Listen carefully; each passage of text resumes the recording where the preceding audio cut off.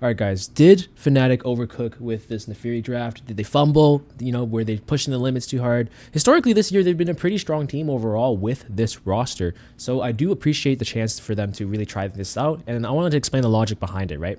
So the draft opens up pretty normally, I would say. A lot of the absolutes are banned. Nothing too crazy here. A lot of teams are not willing to go the extremely volatile route, especially in a best of 3 type of series where Fearless doesn't really feel the maximum impact of its thinning pools, so it's not really worth giving up OPs in that sort of mind, right? So we see the Rumble B1, very standard, classic top laner. The Gwen is banned. She's currently the primary top laner that you'd want to go for, but with that gone, they opened up with Rumble instead, and then Fnatic actually immediately slammed naafiri Yone, and on paper, these are 2 priority picks, right? Because Fnatic's just they really want to lean into this naafiri jungle. Maybe this is based on their scrim results. This is based on what they want to go for, right? And a lot of teams will immediately R1 the Galio in exchange for the Rumble because it's a really classic matchup right now. But instead, Fnatic pushes to R3 and so that they can force this Yone naafiri opener. This is clearly something they've practiced, and it can be potentially really strong, right? Naafiri jungle has been something that's extremely potent in this current meta, and this is something that potentially Fnatic wanted to try on the LEC stage. Makes sense, right? So the only incidents where it's a little bit awkward here is that Fnatic end up basically letting themselves get counterpicked in a sort of sense, right? They get a priority pick on B1, and then they get Sejuani Jace, the cream of the crop counter picks on 2-3. They could even flex the Rumble mid and then have the Galio play into Jace. I don't know. I didn't actually check if this is what happens. It doesn't end up happening, but regardless, it works out really well for SK because their comp, Fnatic, the downside of a champion like naafiri is that sort of mindset, right? So you can see that as the draft sort of plays out, Fnatic R4 Varus, basically a non-answer, and then SK don't really have to do too much. They just go Corki and then any sort of support that would fit the bill. Leona Rel have been banned because they opted not to pick support on 1-3. Makes a lot of sense. There's not much they can really counterpick against a comp like this, because more so superseding that is their need for just a classic utility type of support.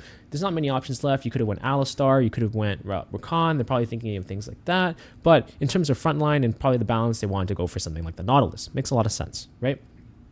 So SK set themselves up with a bunch of winning lanes and a lot of poke, which is a little bit crazy, right? So how did this draft go so south? We're going to backtrack a little bit to this 1-2. So what happens here that causes SK to be able to gain so much advantage from this draft? The problem with something like naafiri jungle, no matter how strong it is that it's a little bit comp defining, right? It's an assassin. The jungle assassins have been really hard to kind of make work for a very long time now because it's a very different dynamic than what most junglers in the competitive space are designed to do, right? In the current flow of how jungle works, in the way that most junglers are not given resources, they're the one giving away their resources, right? They're the ones that are being able to provide themselves for the team, and that's the nature of being able to move around for the role. That dynamic has not really been inverse for a very long time, unless you're like inspired or something, and your teammates are very, very willing to play a very unorthodox style in order to kind of accommodate for this. And slamming naafiri on 1-2 makes sense on paper because of the high priority, but the high priority on paper because of how strong the champion is on paper. But when you reveal basically how your comp's going to function, I only need to know 1-3 to know that your comp's going to be like this. You have to pick a utility support, and you have to pick some random AD carry with the pool gone, right? There's not really many options that you can actually go for. If I'm SK, I basically already know what your comp does from the first 2 picks, right? So it's just on me to be able to kind of understand like what pick the best matchup and then pick the best champion for the scenario that also allows me to kind of just, basically cuck you, right? And that's basically why this draft, I think this is a draft where Fnatic literally get what they wanted, but they actually still lose, right? And this is most likely just due to a misinterpretation of how the naafiri would land on the actual competitive stage. Makes a lot of sense. And I think even comparing it to scrims, if it worked well in scrims are a little bit of a different environment than actual stage. It's a lot slower, and this is why something like this could be risky. What's the fix?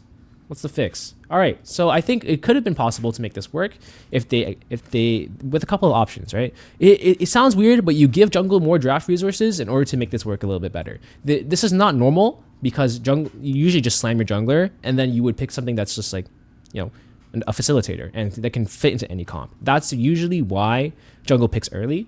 But if you're a team like FlyQuest or Inspired, they push jungle back because a lot of the comp defining picks that they actually go for come from jungle, and that's why they end up pushing it back. Naafiri is the same type of champion where it's a very comp defining and punishing champion when picked in the right slot. But I don't think it's a very blindable champion in my eyes. I don't think you can just slam it and then hope for the best.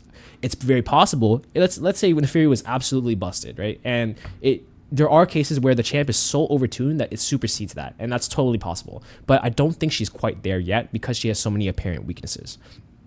So the fix is you would probably R1 Galio, and that's normal. You could even go Yone if you really wanted to. I would probably go Varus if I were you, but maybe Fnatic could have been afraid of the Rumble Yone combo, but you know, it do be what it do be. I think you can still go Galio Yone or Galio Varus, even Yone Varus, and 1, 2, 3. Maybe you lose Naafiri on the second phase. Maybe that's where the concern was. But I'd rather them go with R3, and then they can kind of take a chance at it. Or they can even push it and risk it, right? They can save it for a game 2 sort of scenario.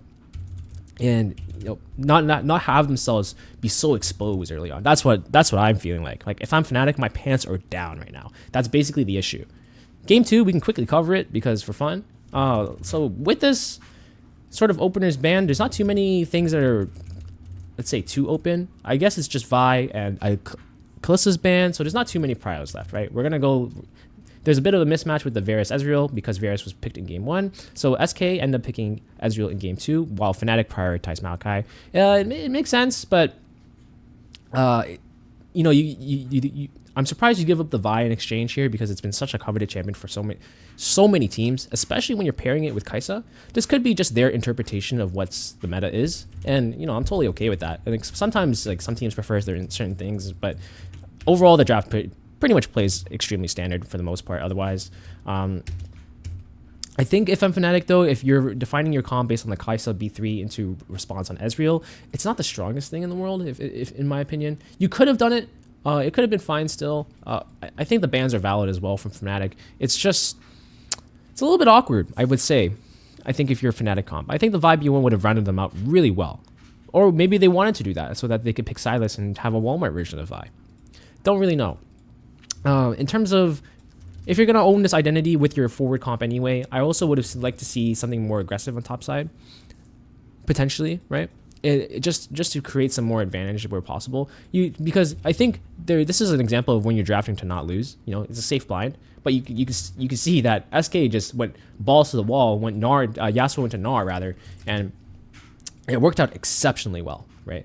What else could you have blinded here? I don't think the Gwen was open, was it? No, it was not. So there's not too many champions you can really opt for in this case. But if you're gonna blind something, you may as well go for something that like matches your comp identity, right? I guess Gnar in hindsight is probably one of the safer ones. You could go Jax. You could go like something, I don't know, something crazier. If because you're drafting. The sentiment is not that Gnar is inherently a bad pick. It's more so that you need to force something in order to really gain advantage in this draft. And I know there's not that many champions in the top lane pool, and that's the issue with this, right? I think in the Fearless Draft environment, the most constrained environment by far is top lane in terms of standard champs. In terms of champs that you can cook with, oh yeah, there's lots, right? But in terms of standard champs that, like, you know, the common pool that everyone goes for, there's not too many of them right now. And that's probably why I think Fnatic fumbled the second draft. Just really wanted to cover that really quick. And they gave up too much in exchange as well. So hopefully that makes sense. I really like the Naafiri pick. You know, why not? Give it a go. Give it a try, right? So I think it's cool. I would like to see more of it in the future. All right, thanks.